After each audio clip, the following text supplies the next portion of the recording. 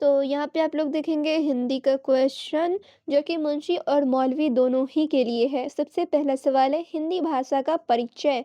ठीक है, तो सबसे पहले हिंदी भाषा क्या होता है वो आप लोग जानेंगे।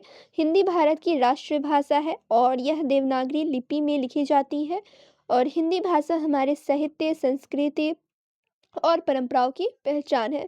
और यहाँ पे आप लोग देखेंगे देवनागरी लिपि क्या होगा, तो देवनागरी लिपि वैज्ञानिक और सरल लिपि है। इसमें जैसे बोला जाता है वैसे लिखा जाता है, इसी को देवनागरी लिपि कहा जाता है।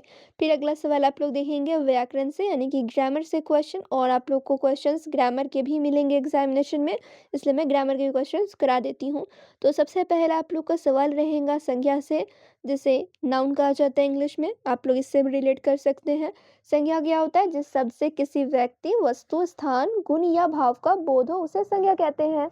अब यहाँ पे आप लोग देखेंगे संख्या के कितने प्रकार होते हैं, तो संख्या के 4 प्रकार होते हैं।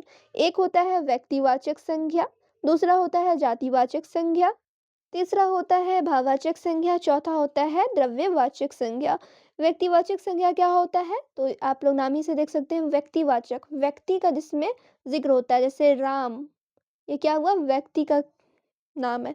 ठीक है, इसे कहा जाता है। जातिवाचक में जैसे लड़का, शहर, ये सब जातिवाचक संज्ञा के अंदर आएगा। भाववाचक संज्ञा में प्रेम, ईमानदारी, सच्चाई, ये सब जो है क्या है, भाव है, तो भाववाचक संज्ञा में आएगा। नेक्स्ट है द्रव्यवाचक संज्ञा, तो पानी, दूध, ये सब क्या आ जाएगा, किस में आएगा, तो द्रव्यवाचक संज्ञा में आएगा।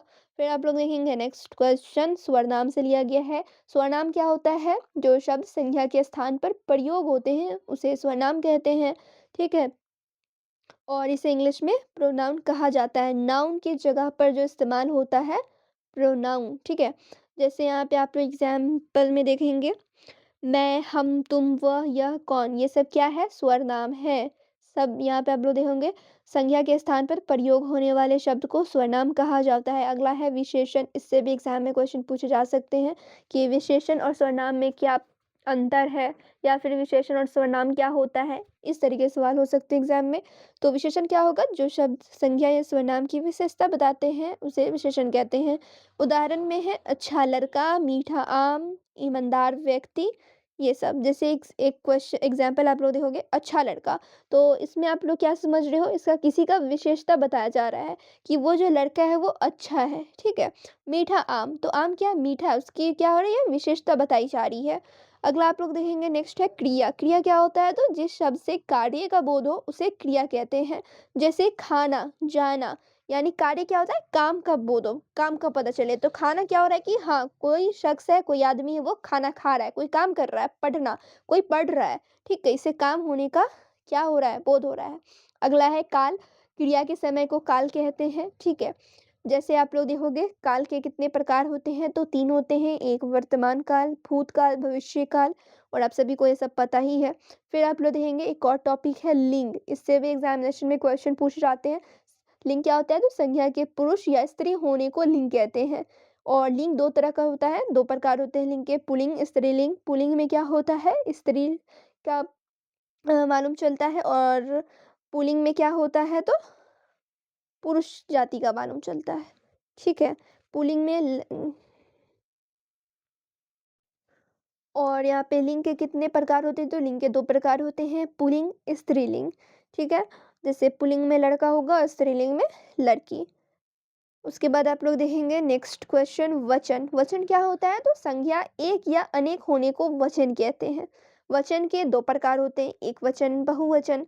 फिर अगला है यहाँ पे कारक। कारक से भी एग्जामिनेशन में क्वेश्चन आ सकते हैं, जैसे संज्ञा या क्रिया से संबंध कारक कहलाता है।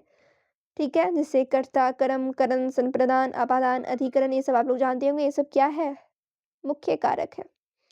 फिर आप लोग देखेंगे नेक्स्ट जो क्वेश्चन है एस्से यानी कि निबंध। निबंध से भी आप लोग के एग्जामिनेशन में क्वेश्चन रहेगा ही रहेगा। तो अब आप लोग को मालूम होना चाहिए निबंध कैसे लिखना है। तो जैसे कोई एक टॉपिक दिया रहेगा, जैसे समय का ही महत्व दिया हुआ है, ठीक है, ये एक टॉपिक है, इस पर आप लोग क्या करना होगा, निबंध लिखना होगा। किस तरीके से लिखेंगे आप लोग यहाँ पर देख के समझ सकते हैं। जैसे समय बहुत मूल्यवान होता है, ठीक है, समय की हम लोगों को क्या करना चाहिए? महत्व करनी चाहिए। जो व्यक्ति समय का सही उपयोग करता है, वही जीवन में सफल होता है। इसी से रिलेटेड आप लोग कुछ भी लिख सकते हैं। अब ज़रूरी नहीं है कि यही टॉपिक है एग्ज़ामिनेशन में, कोई और भी आ सकता है, जैसे शिक्षा का महत्व हो गया, ये भी आ सकता है, स्वच्छता आ सकता है, ईमानदारी, ठीक है, इस पे भी आ सकता है। ये सब जो है मेन टॉपिक है। ईद जो है काफ़ी इम्पोर्टेंट है, ये आप लोग का, ठीक है, ये आप लोग का उर्दू एस्से में पूछे जा सकते हैं, और हिंदी में जो एस्से निबंध पूछा जाता है उसमें भी आ सकता है, इंग्लिश में भी आ सकता है। तो ये काफ़ी ज़्यादा इम्पोर्टेंट टॉपिक है, इस पे आप लोग थोड़ा बहुत याद कर लेना। नेक्स्ट है पत्र लेखन, यानी कि एप्लीकेशन, ठीक है। पत्र क्या होता है? एप्लीकेशन होता है। तो एप्लीकेशन भी आप लोग के एग्जामिनेशन में पूछे जा सकते हैं। तो आप लोग फॉर्मेट देख लो यहाँ पर। और जो एप्लीकेशन होता है वो 10 नंबर का पूछा जाता है, ठीक है? और इसे फॉर्मेट वाइज़ डिवाइड किया जाता है, जैसे कि एक आप लोग देखोगे, पहला पार्ट ये है, ठीक है? प्रिय मित्र, और यहाँ पे आप लोग लिख दोगे। उसके बाद एक पार्ट है ये बीच वाला बॉडी, ठीक है? पहला पार्ट ये है, दूसरा पार्ट ये है, और लास्ट है तुम्हारा मित्र, और नीचे नाम लिख देना आप लोग। ये तीसरा पार्ट है, आखिरी पार्ट है। और इसे कैसे-कैसे डिवाइड होता है वो मैं आप लोगों को बता देती हूँ। पहला पार्ट से 3 नंबर बनता है, और लास्ट वाले पार्ट से 3 नंबर, 6 नंबर, और बीच वाला पार्ट से 4 नंबर, ठीक है? जैसे-जैसे आप लोग लिखेंगे वैसे-वैसे आप लोग को नंबर मिलेगा। सपोज़ आप लोग को पहला शुरू का मालूम है कैसे लिखना है, बीच का भी पता है, लास्ट में क्या लिखना नहीं मालूम है, तो आप लोग को ये दोनों नंबर मिलेगा, ये वाला नंबर कट के मिलेगा। इस तरीके से होता है इसमें। फिर नेक्स्ट है आप लोगों को नैतिक शिक्षा, ठीक है? इससे ज़्यादा नहीं पूछा जाएगा। सीन अनसीन से भी क्वेश्चन होते हैं, लेकिन ज़्यादा नहीं। ज़्यादा क्वेश्चन अब आप लोग देखोगे पर्यायवाची से, पर्यायवाची शब्द से भी क्वेश्चन रहेगा, ठीक है? पर्यायवाची शब्द भी आप लोग के एग्ज़ाम में आएगा, विलोम शब्द भी आप लोगों के एग्ज़ाम में आएगा।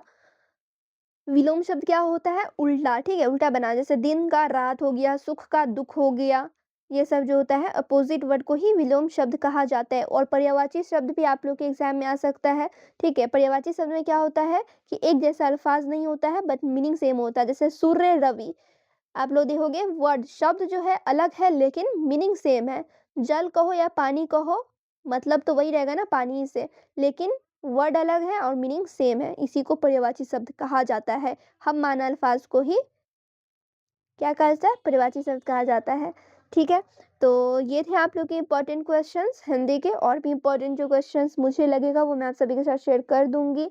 सो आप लोग ये सारे क्वेश्चंस प्रैक्टिस कर लें, और वीडियो को लाइक कर लें, आप लोग शेयर भी कर दें, उन तमाम दोस्तों के साथ शेयर करें जो मुंशी मौलवी के एग्ज़ाम 2026 में देने वाले हैं, कि उनकी भी तैयारी अच्छी हो सके। तो चलिए फिर मिलती हूँ दूसरी वीडियो में, जब तक आप लोग चैनल पर बने रहें।